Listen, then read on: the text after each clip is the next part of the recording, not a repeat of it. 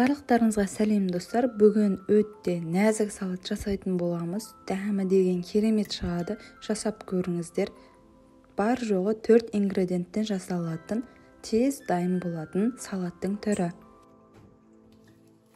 Бізге қажетті заттар: тауық еті, сыр, жұмыртқа, горох және де әрбір слойға майонез жағып отырамыз. Осы заттар арқылы дәмді салатты жасайтын боламыз. Каналымызға қолдау көрсетіп, лайк басып тіркеліп, қоңырауша белгісін басуды ұмытпаңыздар.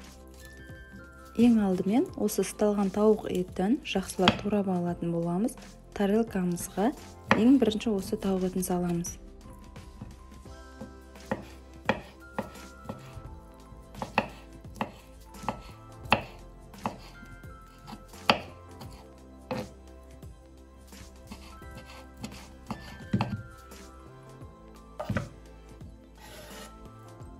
Мінекей осы тауық етін жақсылап тарелкаға орналастырғаннан кейін майонезді бетіне жағып шығамыз. Мен осындай салатқа арналған майонезді алып және шетін қайшымен кішкентай қылып қиып алдым.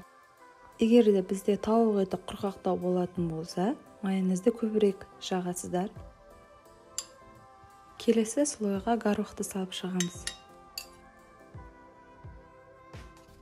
Бетіне тағы да майонез жағып шығамыз.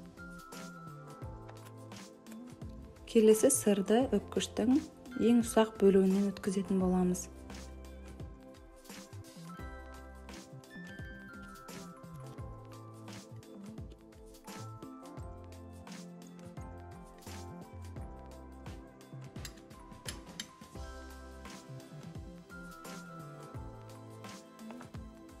Сырдың бетіне тағы да майонез жағып шығамыз.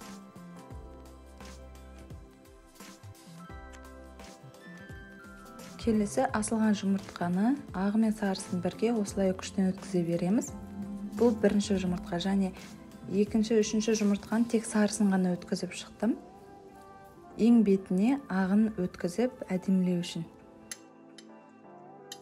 Шет-шетіне шығып кеткен жерлерін қасықтың көмегімен тегістеп шығамыз.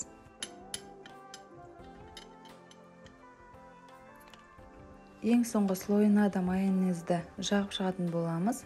Енді осы майонез жағылғаннан кейін бетіне тек жұмыртқаның ағын ғана күштен өткізіп, салаттың бүкіл бетін жауып шығамыз.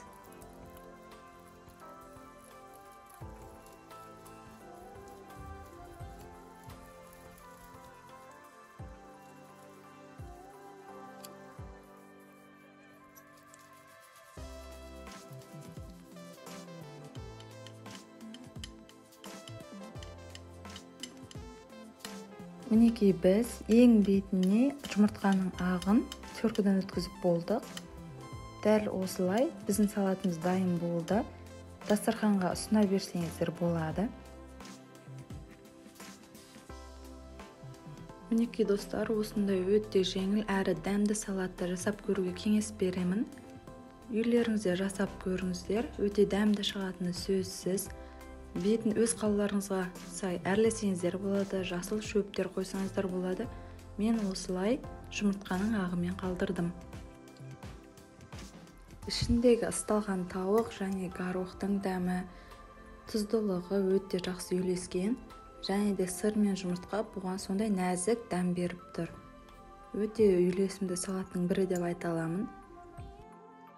Рецепт ұнаса лайк басып, комментарий жазуды ұмытпаңыздар.